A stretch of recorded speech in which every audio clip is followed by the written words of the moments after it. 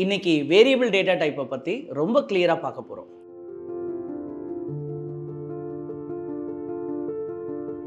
இதை எக்ஸாம்பிள்ஸை வச்சு கிளியராக சொல்லித்தரேன். அதுக்கு முன்னாடி ஒரு விஷயம் சொல்லிடுறேன். எந்த ஒரு விஷயத்தையும் கான்செப்டில் ஸ்ட்ராங்காக இருங்க. ஓகே, இப்போ நான் இந்த வேரியபிள் டேட்டா டைப்பை கான்செப்டை தான் ரொம்ப கிளியராக சொல்லித்தர போகிறேன். இப்போது ஒரு ஃபார்ம் ஃபில்லிங் இருக்குது. அந்த ஃபார்மில் ஏஜ் அப்படின்ற ஒரு இடத்துல அதிகபட்சம் என்ன நம்பர் வர வாய்ப்பு இருக்குது? ஒரு 120 போடலாம், கரெக்டாக? அதே இது வந்து எக்ஸ்பெக்டட் சேலரின்னு ஒரு காலம் இருக்குது. அந்த இடத்துல என்ன போடுவீங்க? எவ்வளோ வேணாலும் இருக்கலாம். ஒருத்தவங்க 1 கோடி சொல்லலாம், ஒருத்தவங்க 10 கோடி சொல்லலாம், ஒருத்தவங்க மில்லியன் சொல்லலாம், எவ்வளோ வேணாலும் சொல்லிக்கிட்டே இருக்கலாம்னு வச்சுக்கோங்களேன்.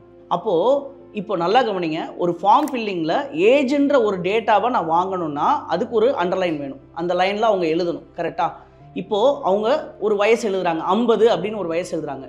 இந்த 50ன்ற வயசு அவங்க கொடுக்குறது பேர் டேட்டா, கரெக்டாக? இந்த டேட்டாவை நான் ஒரு இடத்துல பதிவு பண்ணுறேன், கரெக்டாக? அந்த பதிவு பண்ணுற இடத்துக்கு பேர் தான் வேரியபிள். அந்த இடத்துக்கு ஒரு பேர் வச்சுருக்காங்களா, ஏஜ்னு ஒரு பேர் வச்சுருக்காங்களா, அந்த ஏஜ்ன்றது தான் வேரியபிள் நேம். இந்த இடத்துல பார்த்தீங்க அப்படின்னா அதே இது வந்து எக்ஸ்பெக்டட் சேலரின்னு இருக்கும். அதுக்கு பக்கத்தில் ஒரு அண்டர்லைன் போட்டிருப்பாங்க, அது ரொம்ப பெருசாக போட்டிருப்பாங்க, ஏஜுக்கு சின்னதாக போட்டிருப்பாங்க. இந்த இடத்துல நீங்கள் கொடுக்கக்கூடிய எக்ஸ்பெக்டட் சேலரின்றது ஒரு டேட்டா தான். அந்த டேட்டானுடைய அளவு அதிகமாக இருக்குது. இந்த இடத்துல எக்ஸ்பெக்டட் சேலரின்ற அந்த இடத்துக்கு அவங்க வச்சிருக்க பேர் எக்ஸ்பெக்டட் சேலரின்ற அந்த வேரியபிள் நேம். புரிஞ்சா?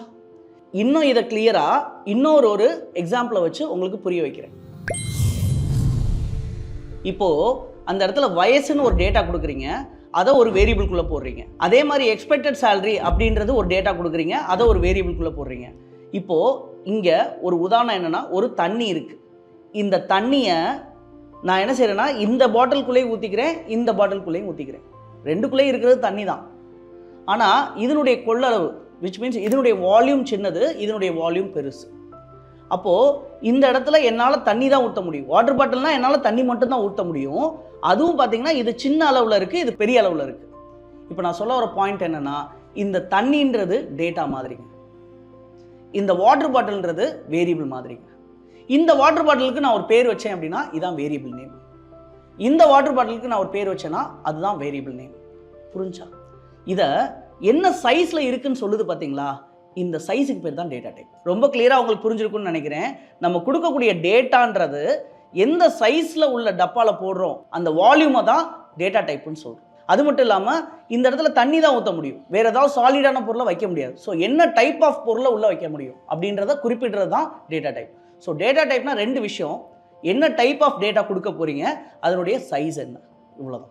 இப்போ வேரியபிள்னா என்ன, டேட்டா டைப்னா என்ன, இதோட டைப்ஸ் என்னென்ன அப்படின்றத ரொம்ப கிளியராக உங்களுக்கு புரிஞ்சிருக்கும்.